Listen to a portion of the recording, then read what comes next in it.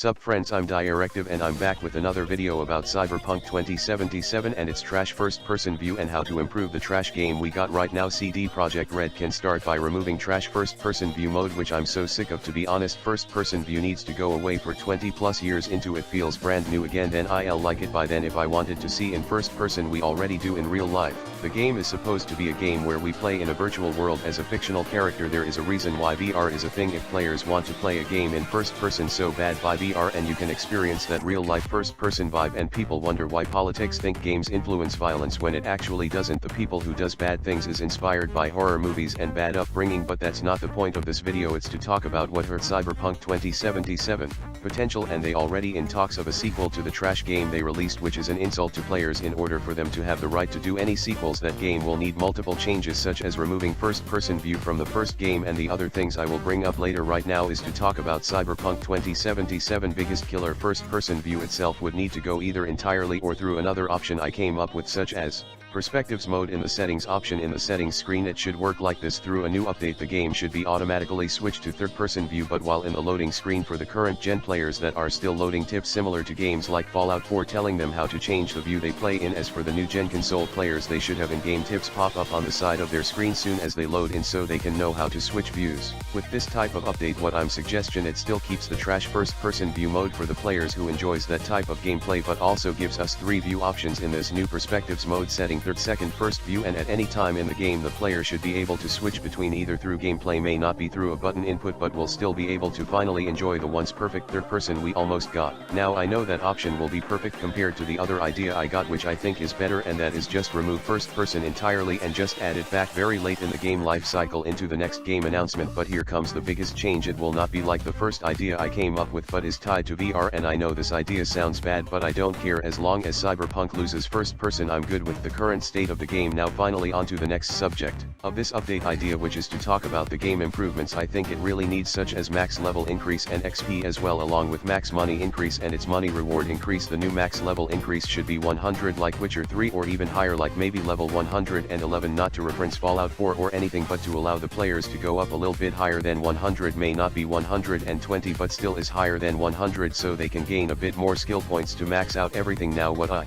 mean is that in this max level increase the game should obviously have way more brand new abilities and the ability to fully reset all your skills and specs, kinda similar to Witcher 3. Potions you could drink, but it doesn't use as potions, and still keeps the eddies cost to reset your character build, but it resets everything including your character attributes. Other features such as the inventory gear pieces should also be reworked as well to provide better builds and introduce features such as loadouts. Now to fully explain the new gear rework system, all gear pieces should somewhat remain the way they are in Rarity drop, but also allow the players to find or buy plans for those gear pieces to acquire that style blueprint, meaning if you obtain a chest or pants that you love the appearance but it's common rarity, you be able to play a certain quest or buy from a certain clothing shop should, or a new shop called the Black Market that could be added in the game through a new free DLC that adds in underground marketplace for all types of purchasing such as drugs, guns and more for the player to buy and use, such as being able to meet new possible friends in the underground marketplace that will pay you and send you out to do new jobs to obtain more money like hitman jobs, kidnapping and more. I know this would make the game more like GTA but different, because your V is trying to find a way to still come up big, especially to leave Night City after losing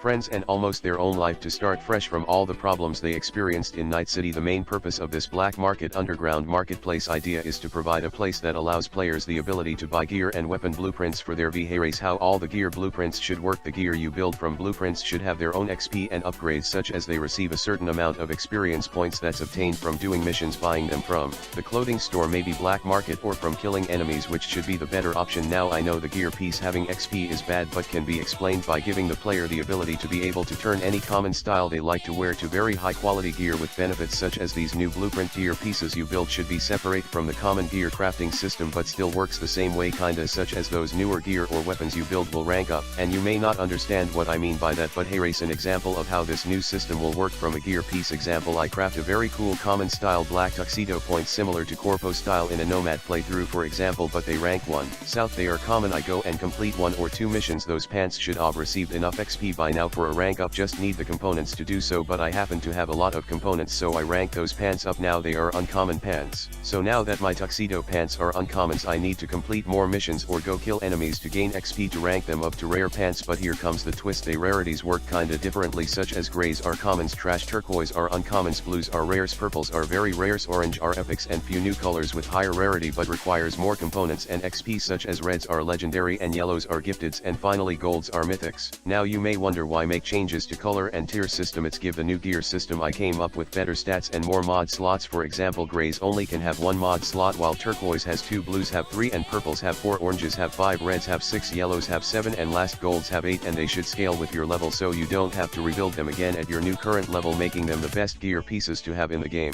while also adding multiple new gear and weapon mods for us players to use, and improved versions of mods we already have in game, such as crit chance mod should be able to give us 100% crit chance with a mythic gear crit chance mod that can only be obtained from a new boss that is added in the game through new DLC expansions to continue the game life cycle for the next 5 to 6 years, while also adding things such as multiple new playthroughs, which I will explain in detail. The game would have 6 new story mode playthrough choices that can be linked to all 3 story options you choose, with slight changes in all of these 6 new playthroughs. You choose your V doesn't die or become controlled by Johnny once, but you'll still meet him in a different way in these new gameplay and not be forced to be taken over by him, which was the dumbest thing in a game story mode ever and shows horrible writing, and to be honest, I'm glad the game